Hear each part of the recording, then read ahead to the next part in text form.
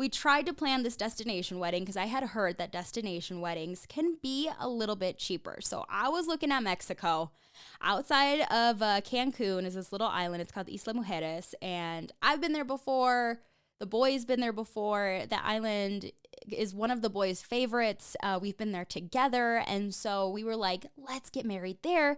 That would be super cool. While that idea was super cool, we just ran into a bunch of things that we were like, this isn't working. And so we had to come up with another plan. But there are so many pros and cons lists online about destination weddings. In case you're thinking about planning one of those, I'm going to give you my list of, oh, wait, I didn't think about that.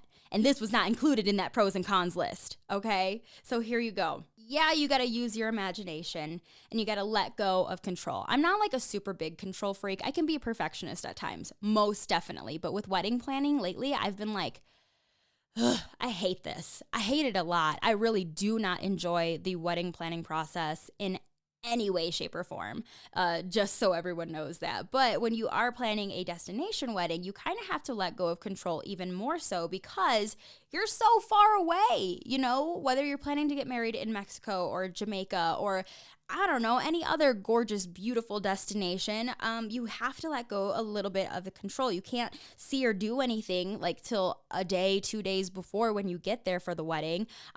You're going to have to FaceTime with your coordinators for them to show you the space. And this is how we can lay out the tables and stuff like that and decor and planning for the flower, planning for the cake.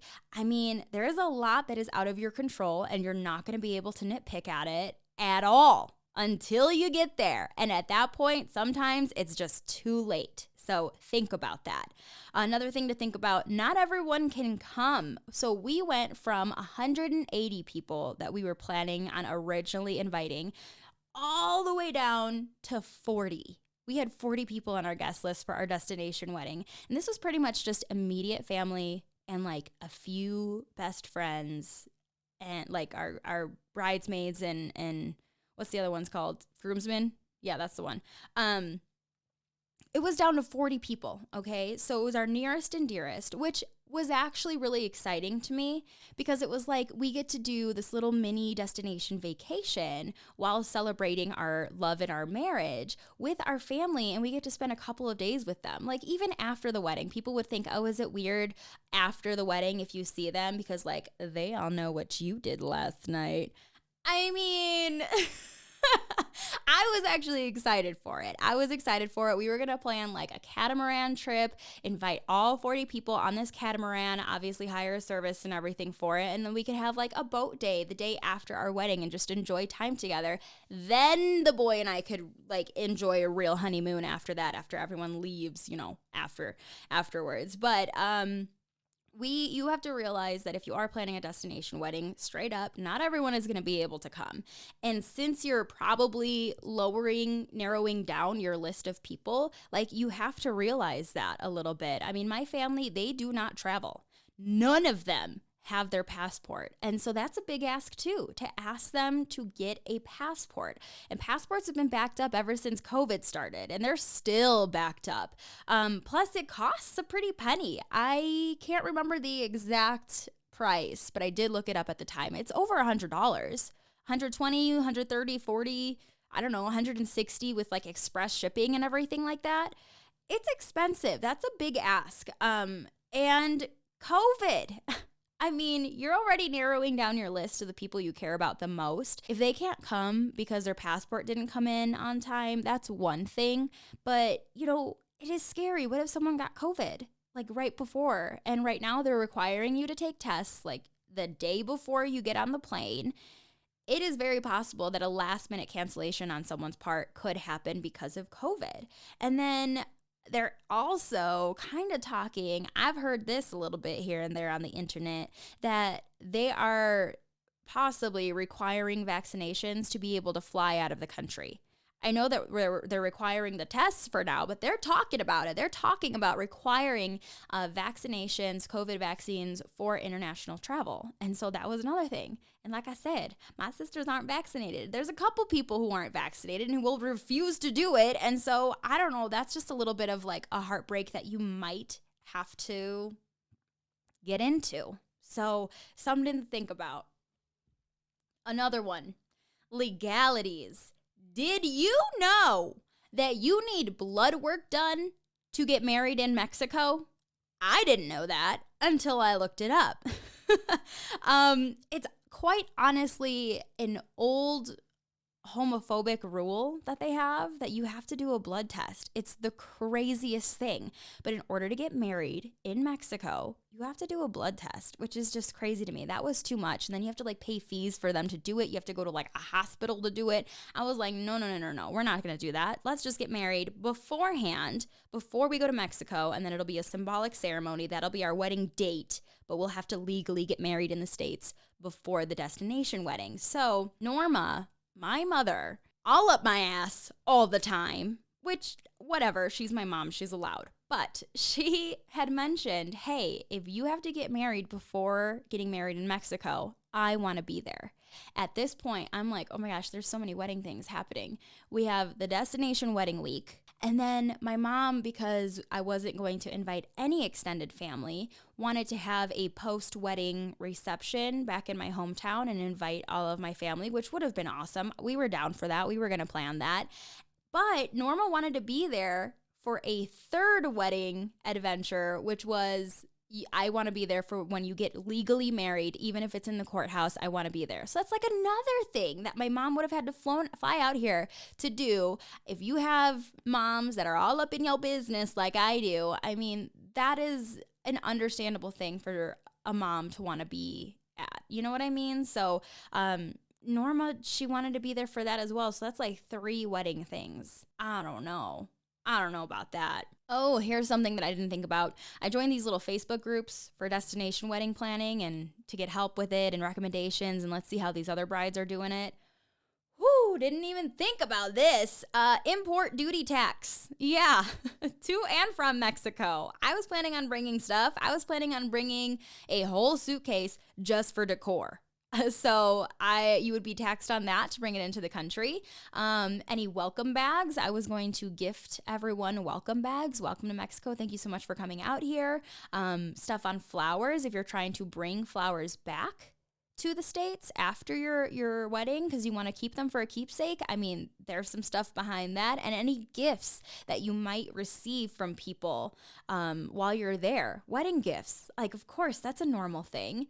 You're going to get taxed on that in and out of the country. So that is a huge thing to think about. There are free calculators online for you to check and see what the approximate cost will be for your duty tax, but I didn't think about that.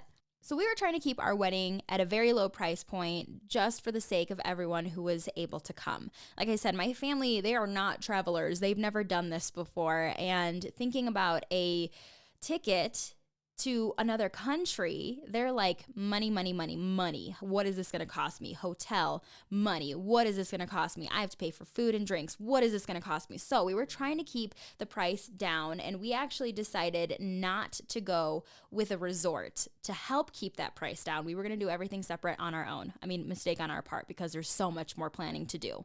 But at Isla Mujeres, they have a lot of these cute little boutique hotels, like 12 rooms in them. And we felt like ballers because we found a couple hotels and we were going to rent out the whole hotel basically for like the entire weekend. And because our guest list was down and we as the bride and groom were going to save some money, we were actually going to pay for our groomsmen and our bridesmaids hotel rooms and our parents, for the weekend.